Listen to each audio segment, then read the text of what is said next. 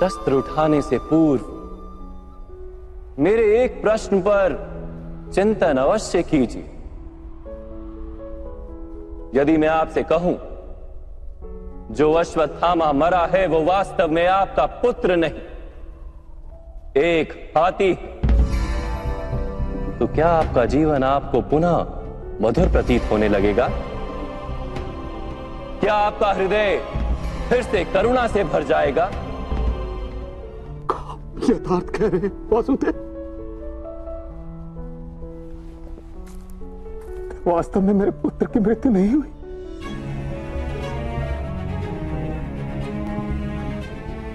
यदि आज आपके पुत्र की मृत्यु नहीं हुई तो कल होगी। विश्व में कौन अमर रहता है गुरुद्रोण? किंतु वास्तविक प्रश्न तो यह है कि आपके जीवन के सुख दुख, आशा निराशा, ज्ञान अज्ञान, क्या सब कुछ केवल आपके पुत्र से बंधे? क्या आपके जीवन का दूसरा कोई मूल्य नहीं? क्या आपकी सारी शक्ति, सारा ज्ञान केवल आपके पुत्र के लिए? खुश, मेरे कारण वो संसार में आया। उसने मुझे सुख, सम्मान और स्नेह दिया। मेरे लिए जीवन में उससे अधिक महत्व का कोई नहीं। क्या प्रत्येक पिता अपने पुत्र से अधिक प्रेम नहीं करता? तो विचार कीजिए गुरुद्रोण, जिस पुत्र के प्रति आपको इतना अधिक प्रेम है, उसे वास्तव में आपने क्या दिया? संपत्ति दी, सुख दिए, राज्य दिया, संस्कार दिए, विद्या दी, धर्म का ज्ञान दिया गुरुदेव। क्या आप उसे कुछ भी ऐसा दे पाए जिससे उसे आपके रक्षा की आवश्यकता ही ना?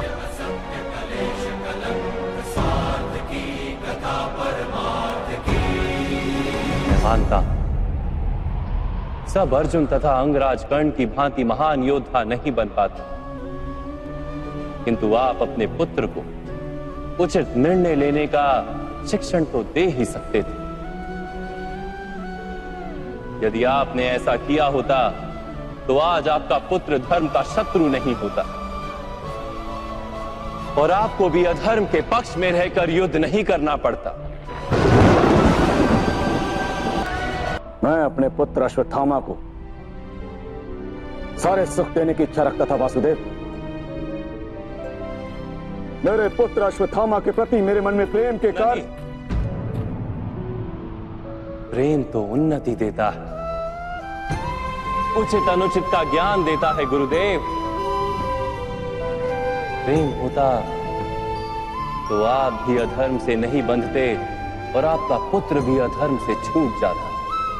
वास्तव में ये प्रेम नहीं, आपके मन का मोह है।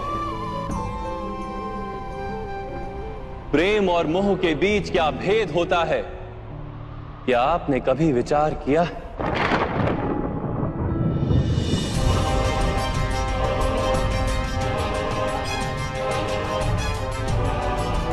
प्रेम से ही तो मोह का जन्म होता है वासुदेव।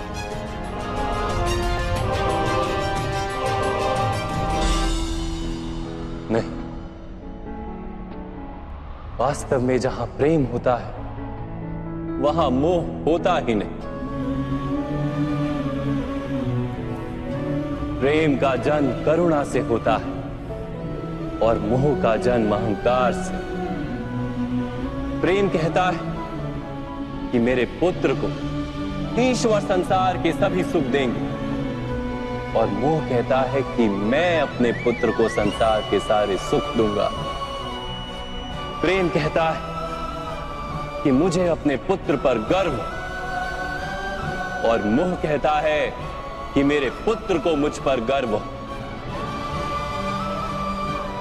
प्रेम मुक्ति देता है गुरुदेव, मोह बांधता है।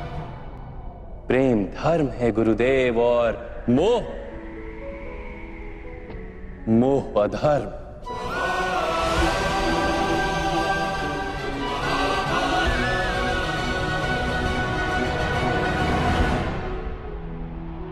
आपने अपने पुत्र को आटे का घोल पीते देख अपनी साधना भंग कर दी थी। उसके स्थान पर अपने पुत्र को आटे के घोल से संतोष मानने की शिक्षा दी होती। अपनी साधना भंग करने के स्थान पर उसे संघर्ष करके कुछ प्राप्त करने का शिक्षण दिया होता, तो क्या आज आपकी स्थिति कुछ भिन्न नहीं होती? अपने पुत्र का भविष्य उज्जवल बनाने के प्रयासों में आप उसके चरित्र को उज्जवल बनाना भूल ही गए। आपके मोह के कारण उसके जीवन से धर्म नष्ट हो गया। लोभ, भय और लालसा का शिक्षण दिया आपने उसे, और स्वयं भी उसी मोह के कारण वास्तव में आप गुरु तो कभी बन ही नहीं पाए, केवल शिक्षक बनकर रह गए आप।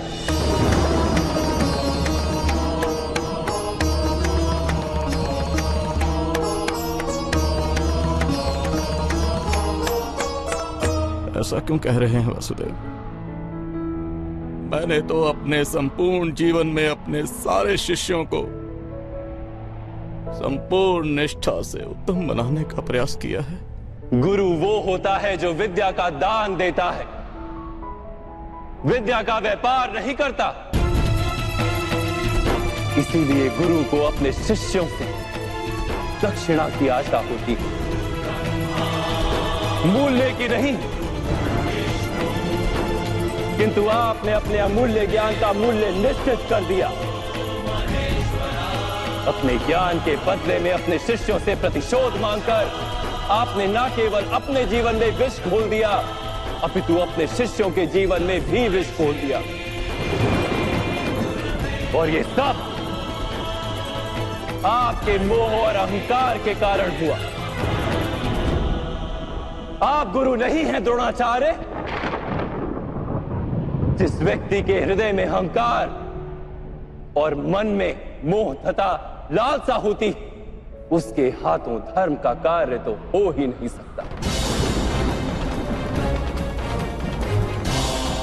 इसलिए महर्षि भरद्वाज के पुत्र जैसे बाढ़ में डूबता हुआ व्यक्ति किसी वृक्ष को पकड़कर स्वयं की रक्षा करता है,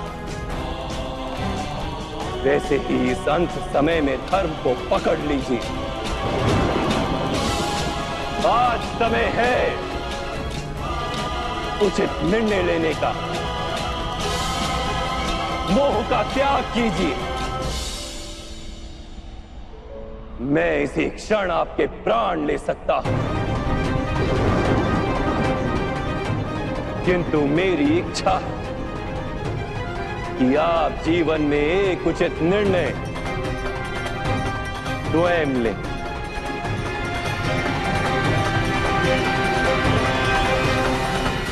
यथार्थ कह रहे हैं आप।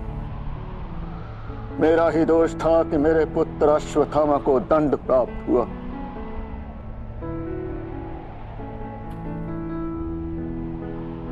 अब समय आ गया है कि मुझे भी दंड प्राप्त हो। मैं स्वीकार करने को सज्ज हूं।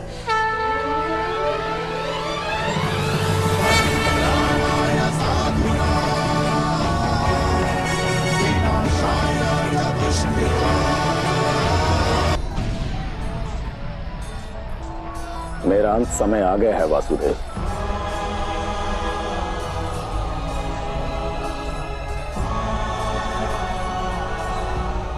मैं आपको अंतिम प्रणाम करके अपने प्राण त्याग रहा हूं। मेरी पुत्री समान द्रौपदी से कहना, महर्षि भरद्वाज के पुत्र द्रोण ने मृत्यु से पूर्व उसकी क्षमा मांगी थी।